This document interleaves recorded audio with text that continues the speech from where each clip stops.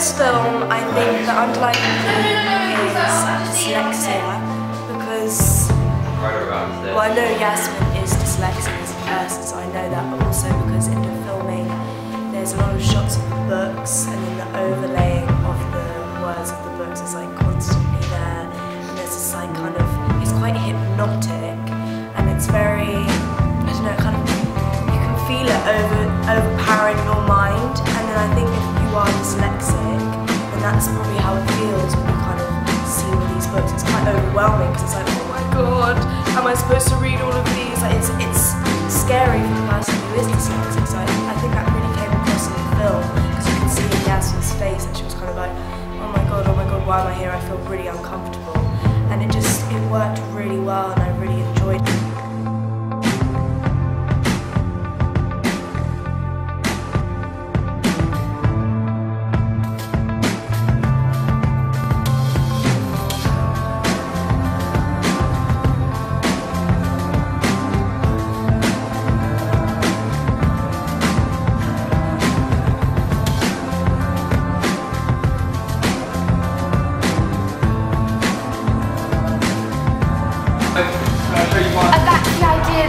Dyslexia keeps going even though the film is finished. And the credits, no credits, no credits.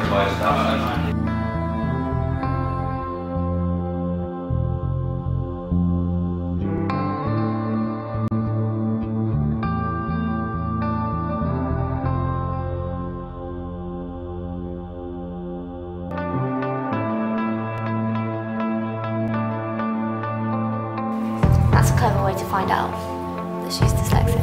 So has it been an enigma so far that you don't know she's dyslexic?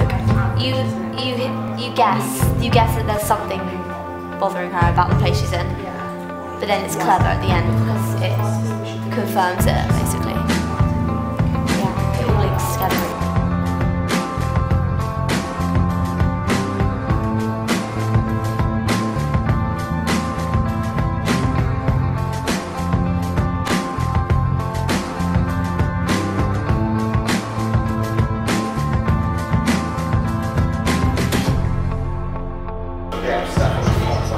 It's nice that you can see it on her face now that she's in the bookshop, and before she just presented it with a normal face with that out of the overlay. And it was like that she's just a normal person until she steps into this world of having to deal with reading and words.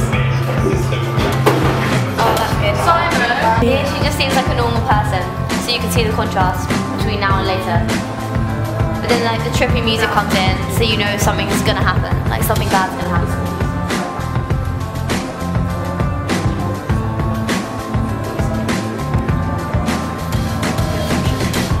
And like, it's kind of like on edge, like you know something's up.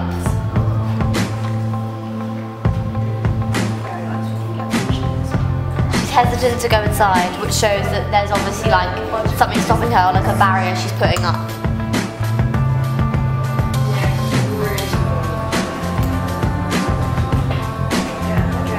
And then it's like another world because the sound changes.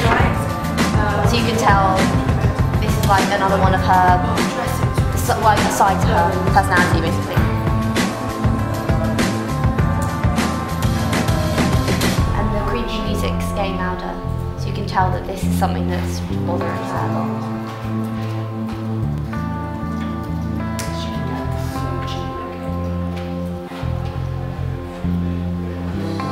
I love the voiceover of the words. What do you like about it? It heightens the meaning of the film, like all the words in her head and it all just going a bit mad. And then it overlaps to show all the muddle in her mind. And I like the heartbeat. That's clever.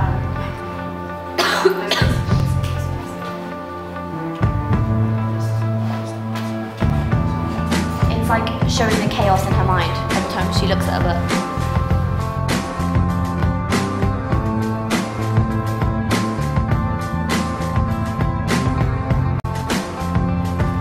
I think the target audience of this film will be probably 16 plus due to the genre of the film, which kind of thriller, kind of horror style, and the genre, kind of like the themes that it looks at.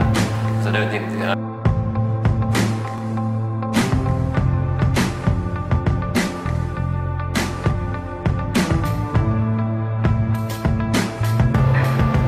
I think that the target audience should be around 12 to 15 because... Do I say because? Yeah. Okay. I think the target audience should be around 12 to 15 because with the voiceovers and things like that, it's quite scary. It's more to do with like a psychological thriller, and I think that if your target audience is a bit older, they'd be able to understand the film. I'd say teenagers like 14, 15 plus, because they can relate to it more, because they're learning and their studies are quite like strenuous and stuff. What would you say that like the max age range would be like? I'd say adults could relate to it, but I'd say it's primarily for teenagers that tend to go through it when they're studying. Thank you, Per. I think it's quite clever because it puts me in the mind of a dyslexic person even though I'm not dyslexic. So I think it appeals to a much wider market than just people suffering from dyslexia. Oh, Dickens, good old classic. What would the age range be? Possibly it could market to teenagers suffering from dyslexia, and it makes them feel that they aren't alone suffering from this. Oh, that's clever. I like the way the text is on her face, like it's all merging into one. So the editing, the overlay? Yeah, as if like these books are constantly daunting her.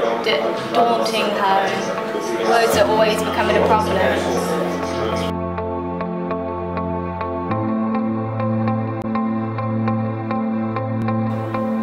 I like how it goes in and out of focus as well, because that shows like when she's reading, the focus changes. The silence is effective as well.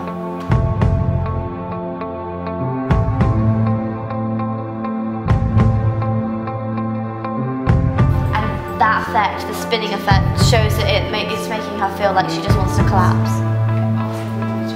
Like it's too much to handle.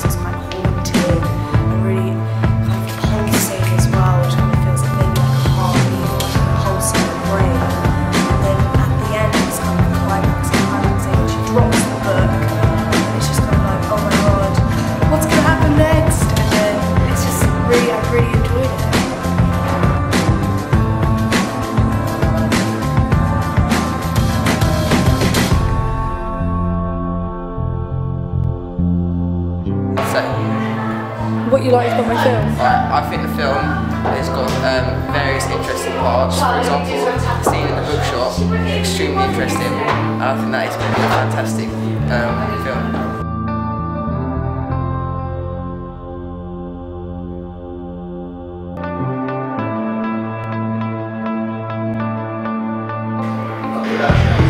So I really like your establishing shot as it presents her to be a really normal girl, and at the beginning we're not sure that she has dyslexia. Long shot. Oh, answering the phone, that's good continuity. Match on action. She's getting up and walking. Is that a match on action? Yeah, very well done. Again, presented to be very normal. And the focus now becomes a bit weary, like her state of mind a little bit unsure, not wanting to talk about these books.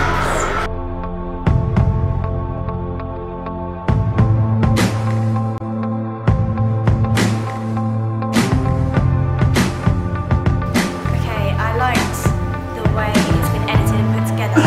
The overlay of the script and the books being put together really gives this confusing sort of feel to the piece that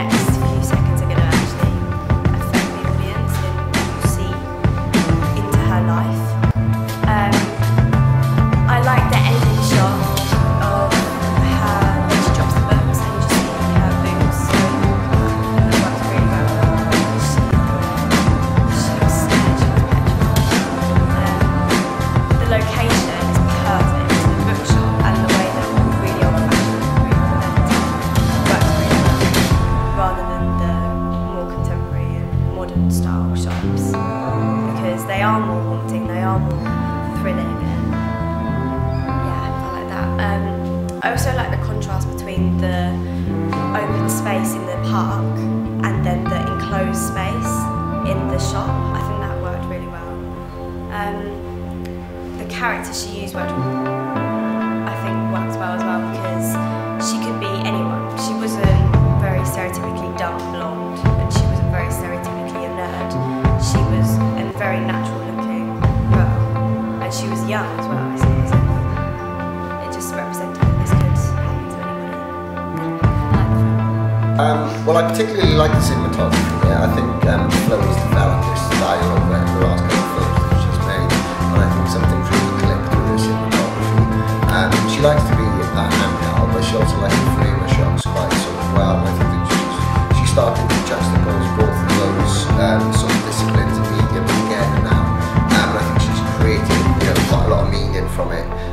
She's obviously looking for a very, very intelligent audience. She's not a mainstream filmmaker. You can tell she's a dancer within her cinematography because it's just sort of fluid and disciplined, if you see what I mean. The shots really good, the lots of Dutch angles in it, sort of representing a more expressionist element to sort of poetic realism as a style. I really, really liked how tight the editing was. Excellent use of capacity filters, excellent overlays and delays. There's very, very, very clear separation between reality and what's in Yaz's head. And I think she makes her audience incredibly aware that we are supposed to be inside of Yasmin's head, as in Yasmin the protagonist. So I think she makes her audience as uncomfortable as dyslexia would make someone, and I think this is done primarily through the cinematography and the editing. However, the sound really complements that as well.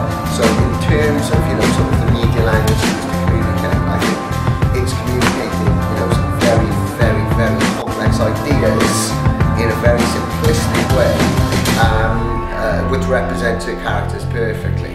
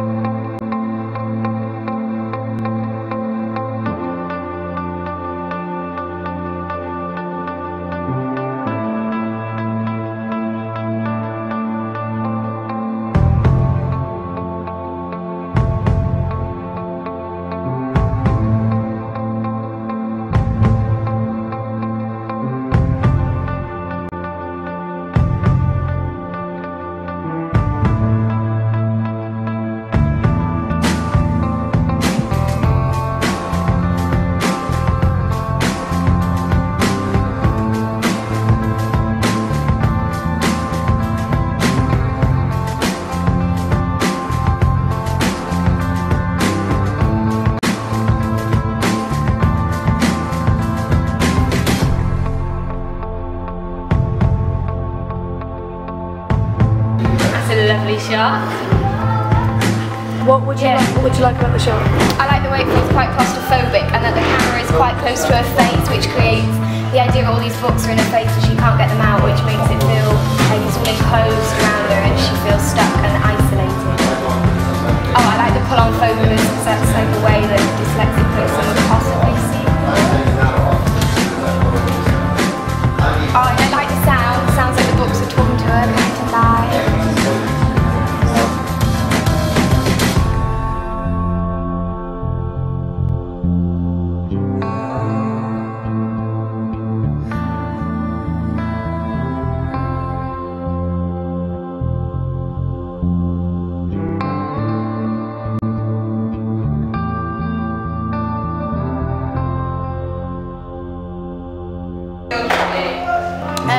I would say that it's an independent film because it wouldn't necessarily target the mainstream audience as it's quite keep going, keep going. I don't know.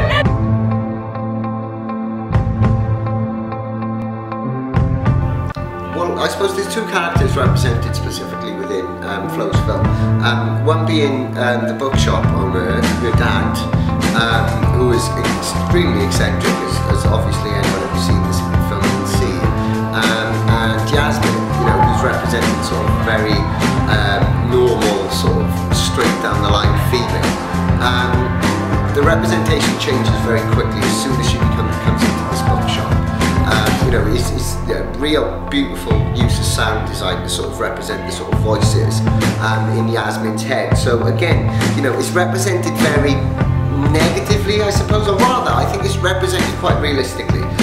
You know, the dyslexic students that I teach personally have said that this is very similar to how it feels, you know, if you have a task to do, if words are put in front of you, as in the written word rather than the spoken word. And you know, lots and lots of students are saying that's exactly how it is. Now, not being dyslexic myself, I can't really comment on whether this representation was honest, whether it was you know, overemphasized, whether the representation was correct or not, because I don't have any physical experience of being a dyslexic. However, judging from what other people have said about it who have been diagnosed as dyslexic, they think that's an extremely realistic representation. So it's more of a reflection of a reality rather than a construction of a reality. Now, obviously it constructs a reality because it uses diegetic sound, there's candid angles.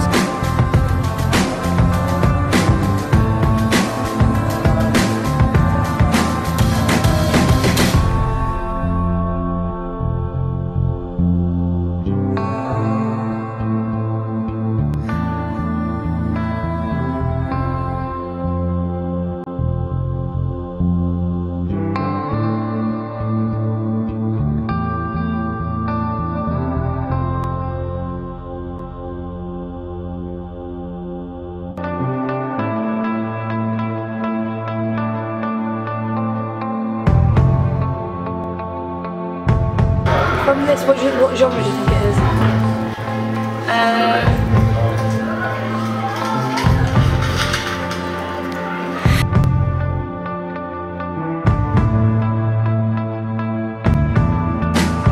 I think it's quite realism.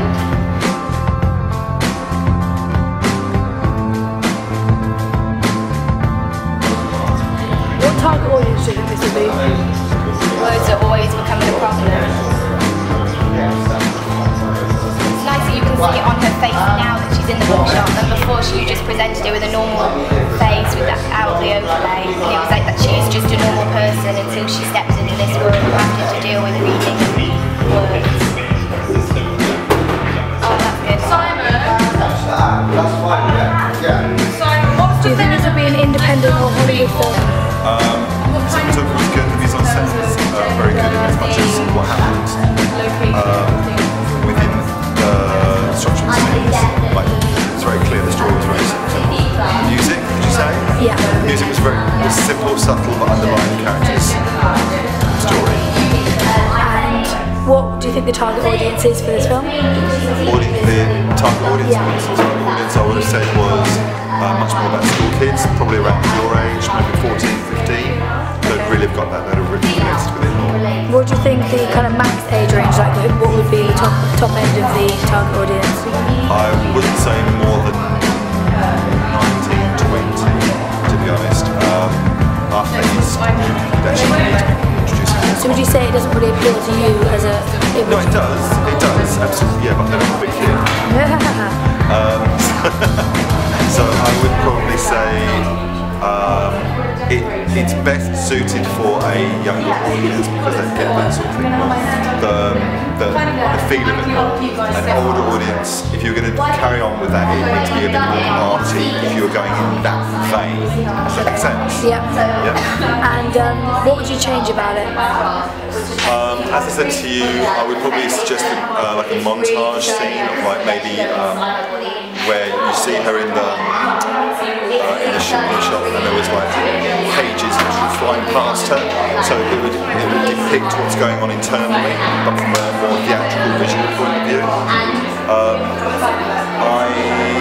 But generally no, I I need to see a stronger link between the park bench into the shop. Okay. Yeah. And then finally, what did you like specifically about the cinematography? The camera angles, probably, and the thing going in and out of focus. I liked, because for me it actually encapsulated the disorientation process of dyslexic learning, or dyslexic person. So did you feel it represented you as a dyslexic? Yeah, definitely. Brilliant, thank you very much. Did you want to ask me about what kind of genre? Oh yes, what genre did you think it was? I think it's quite realistic, but it's quite artistic at the same time. Okay. So realistic artist. Artistic? Is that a genre? Yeah, so realism as the genre, but you'd say it's more of an artistic style. Yeah, realism. definitely. Brilliant.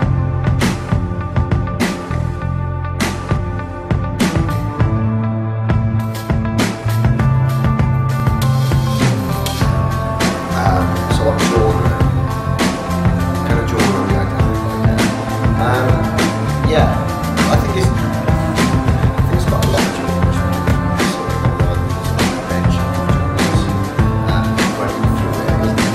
It's very clearly a piece. But again, you know, that hadn't really existed in an original form since the 1920s, 1930s.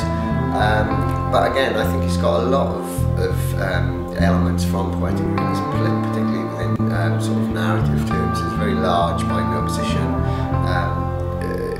within the film. Obviously, the bookshop compared to the park.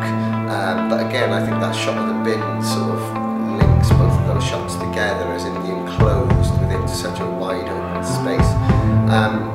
There's very obvious links to poetic realism in terms of its characterisation. Yasmin clearly is on the margins of society in this case because of her dyslexia. And again, you don't really know that she has dyslexia until the last shot. It's hinted towards, of course, it's an extremely stylised piece. But again, you know, that character is eventually doomed, just like in all sort of poetic realism films, like sort of Renoir, you know, and the sort of early French cinema of the 20s and the 30s. In terms of other genres, it's very clearly, you know, it's certainly got horror elements considering the music track which was chosen. And again, the way it's cut is, you know, it's quite a lot of montage in there. There's quite a lot of sort of capacity for there's overlays and overlays. It's a genre hybrid, definitely. But you know, I think first and foremost, it's a piece of poetic realism. You know, it follows the entire genre sections of it. There's a person on the margins of society who is trying to sort of rectify their lives, but just can't sort of do it, and effectively the character is doomed. Just as the main protagonist Yasmin is in that film. So yeah, loads of genre hybrids left and right, thriller, horror, but in the poetically realistic style. The fact that it's really realistic, lots of realism. Oh, I like that. I like the way that it's all sort of calmed down since that book has been present. If you want to excellent credit, fabulous, phenomenal, absolute smack, fabulous creation, fabulous, absolutely amazing work. I personally think it's a reflective portrayal of dyslexia. You know, all of the students that I've seen who have dyslexia, who've seen the film, say, you know, they obviously have different experiences of dyslexia and being a dyslexic. However, they understand the emotion that Flo was trying to capture. And Flo, being a dyslexic herself, she's obviously trying to reflect the reality that she faces every day. You know, the struggle of it. So I believe, you know, this is really challenging, you know, the dominant ideology. There's a huge irony within the text itself, where she's gone into a bookshop as a dyslexic for a book about dyslexia. Now, if you see in the film, you can see that Flo's, and delayed quite a lot of flicking of the books. Now, you know, the text isn't particularly big. It isn't particularly different to, you know, any other book that a dyslexic is going to struggle having. So to me, it's a little bit like, you know, David Blunkett judging film awards. You know, I think it's really reflecting Flo's reality in that it's extremely difficult to get over this relationship that Flo and, you know, other dyslexics may have with the written word. However, the only way she can get over it is by using the written word. So, you know, it's a bit of a catch-22, and I think Flo really represents that within her characters as well as her locations and events throughout her film. So I think, you know, it's a really, really strong piece and a very honest representation of the reality that many people face every day.